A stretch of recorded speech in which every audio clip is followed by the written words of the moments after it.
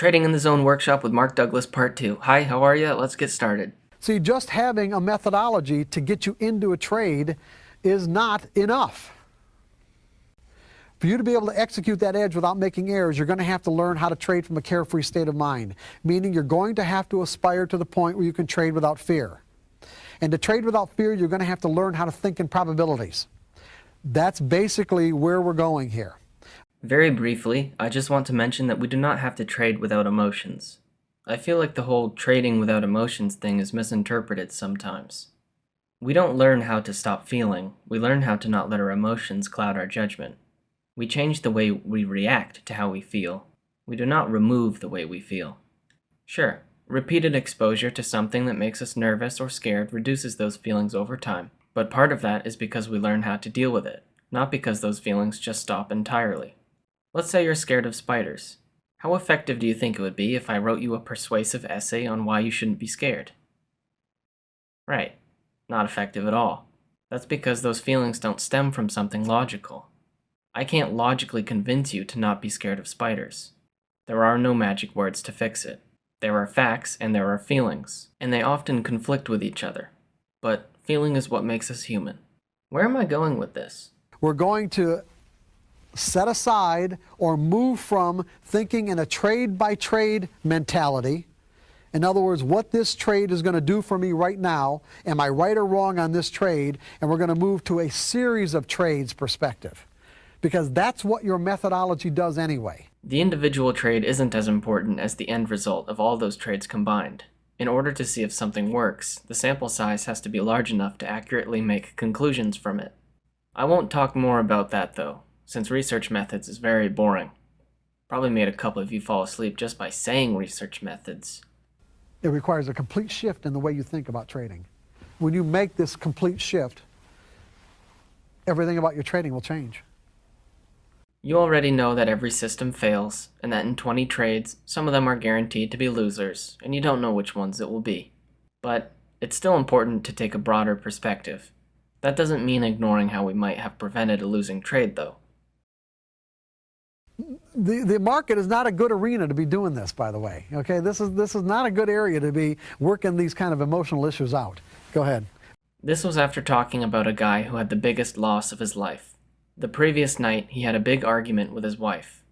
I think you all know that trading after some negative event is a bad idea. Even if you're just a little upset or frustrated, it's probably in your best interest to just step away from the computer. We already know how badly emotions can cloud our judgment. This is especially important for those of you who experience higher levels of emotions, which is referred to as neuroticism in personality psychology. It's not a bad thing, but you do have it tougher than people like me. Check out my dealing with neuroticism video if you haven't seen it. There will be many more videos from personality psychology in the future. Because most really good traders keep pretty extensive journals about what they're doing and what they're thinking while they're doing it. Develop the ability to recognize if you've crossed the threshold from normal self-confidence into a state of euphoria. You guys are laughing. When self-confidence becomes euphoria and delusions of grandeur, that's when we take catastrophic losses. We lose the ability to manage risk because we end up in a state of mind that is elevated into a different reality. That's part of how I lost a bunch of money in the beginning. I thought I was a genius. Reversion to the mean happens with our emotions too. We can go from euphoria from a win streak or big win, and then devastation from a loss, where we eventually return to the middle. Like Mark said, it's like going literally from a state of mind, it's like literally going from heaven to hell instantaneously. Learning to trade without fear, hesitation, or internal conflict is a function of believing that you don't have to know what's going to happen next on a trade-by-trade basis to win or make consistent money. This is the heart of it right here, everyone. Okay? When we're operating out of unrealistic expectations, we're going to tap into 4 primary trading fears that will cause all the errors that we make as traders. Those fears are the fear of being wrong, losing money, missing out, and leaving money on the table. And those fears will actually cause us to perceive these up and down ticks as threatening. If you don't predefine the risk in advance, you're operating out of the mindset that you think you know what's going to happen next. Stop losses and profit-taking levels should be defined before the trade, not during it. Our emotions will usually overcome the rational part of us, which leads to staying in losing trades. More on that from my Why We Stay in Losing Trades video. We got a real problem here because our minds are naturally wired to associate.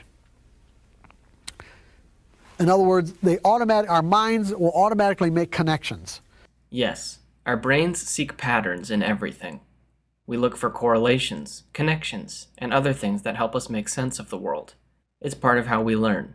With this comes something called illusory thinking, which I will just briefly mention. This is where we make connections where they don't exist. Ever heard of knock on wood, jinx, or karma? I don't want to interfere with religious beliefs because I have no problem with that. But knock on wood? Are you telling me that there's some supernatural force that is going to jinx me if I don't touch a piece of wood with my knuckles after making some statement? Pair that with confirmation bias, and this is why people believe in these things. They ignore when karma doesn't happen. They ignore when not They ignore when not knocking on wood doesn't stop something good from happening, and they continue to wear a lucky pair of socks because last time they wore them, their favorite sports team won. It sounds ridiculous when I say it, but almost all of us do it. I stop myself from saying these things in real life because I'm not going to be that guy who's like, actually, that's confirmation bias paired with the human tendency to create connections between two unrelated events. Why don't I share these things? Because I like having friends. This deserves its own video, so I'll just leave you with this.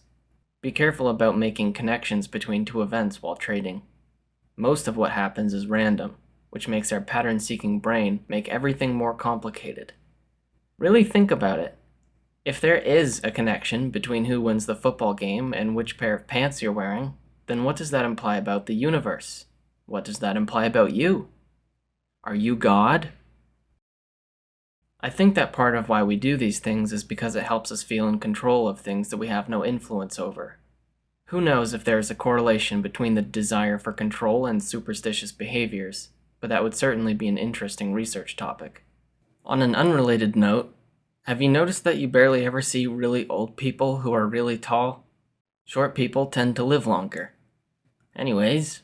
If I get into a trade and I end up being wrong, I expect it to win and I'm wrong. I have to admit that I'm wrong.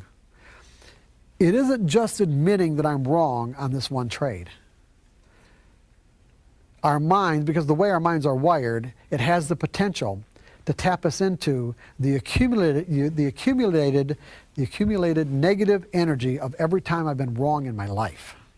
I'm going to assume he's talking metaphorically rather than literally because that's not true. If he means it in the sense of taking a really bad trade can have a negative effect on our self-esteem, which could lead to making us feel bad about ourselves, then definitely. But there's no accumulated energy storage part of our brain. Trading would be very difficult for people with low self-esteem, if those people are associating the result of each trade with the perception of themselves. Accumulated negative energy isn't the scientific way to say it, but if he's referring to self-esteem, then sure, that works.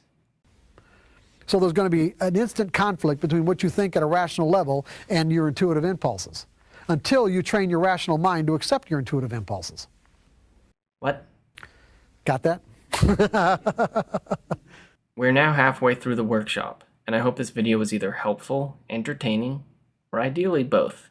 I'm getting really busy with finals for the end of the first semester, but I will try my best to fuel the YouTube addiction while I procrastinate studying for my drug abuse and counseling psychology class. Smells like irony. Take care, good night, good morning, and good afternoon.